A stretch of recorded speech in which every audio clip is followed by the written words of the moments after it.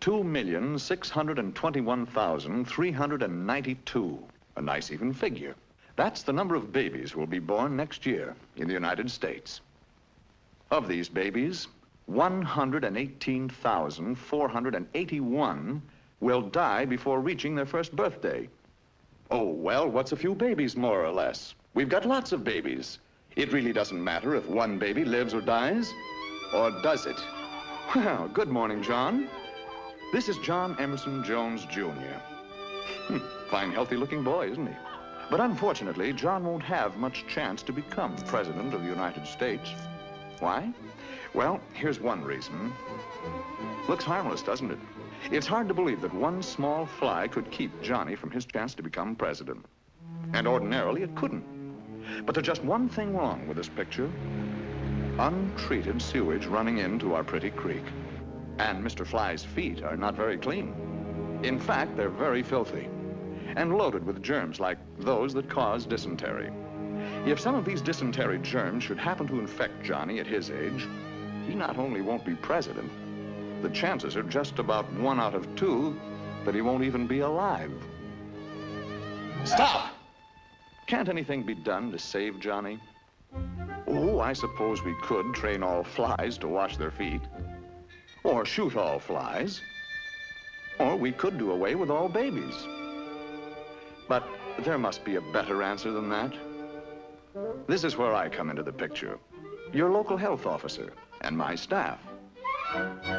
Part of our job is to clean up just such unsanitary conditions. Eliminate open sewage. Do away with fly-breeding places and give your Johnny a new shot at the presidency. Well, John, we got over that one all right, didn't we? Maybe you'll get to be a year old yet. But you've still got some very tough customers to meet on the path of your life, like whooping cough and diphtheria, rheumatic fever, and smallpox. But don't worry, John. That's where your local health officer, that's me, comes back into the picture. Another part of my job is to keep track of you and to see that you're properly immunized. Vaccinated and inoculated is another way of saying it. Or protected in other ways so that you have the weapons to fight back when these enemies attack you.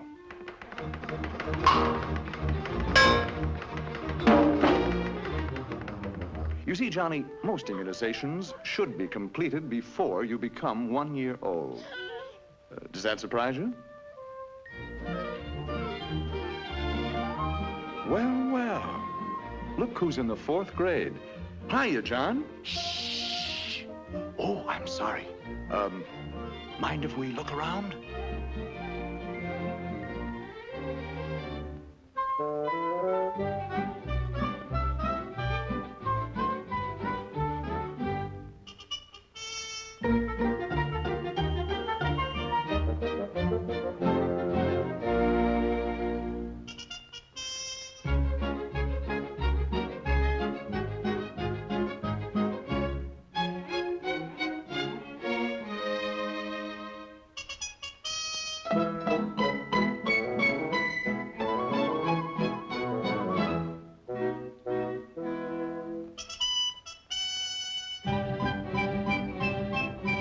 Looks like you're being well taken care of, Johnny.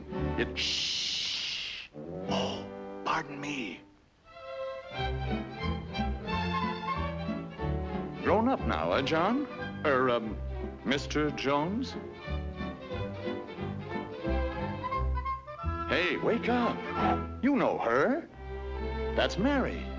Mary Lawrence. Changed since high school, hasn't she? For the better. Congratulations. You ought to make a very happy couple.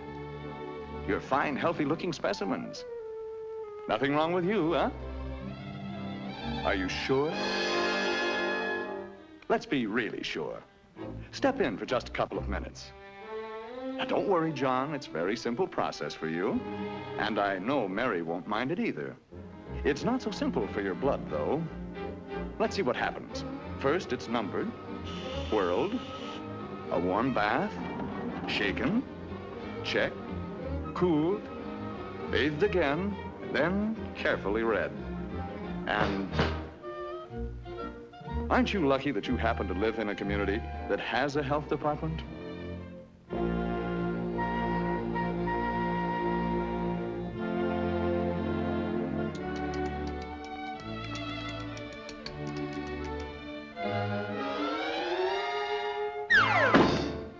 Anything we can do for you now, John?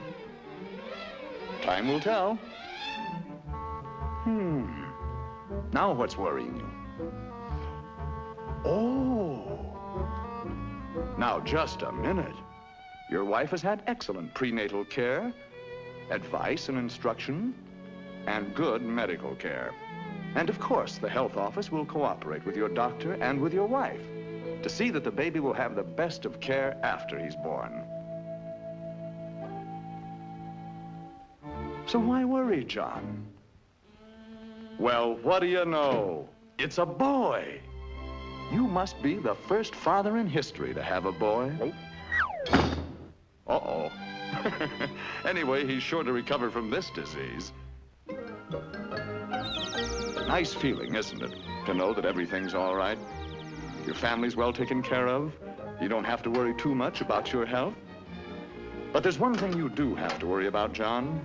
And now that you're a family man, you've got to face it. A local health department is costing you, yes, John, it's costing you real money. 3 cents a week. That's right. 3 cents a week per person can provide basic public health services in your community. Not much, is it? Well, John, you've been leading a normal, happy, married life. But of course, you are getting a little older. Your hair is receding, which is normal. You've developed a double chin, which is normal. You've also acquired a paunch, which is a little abnormal. But you're still a fine-looking man, even if a little mild exercise wouldn't hurt you.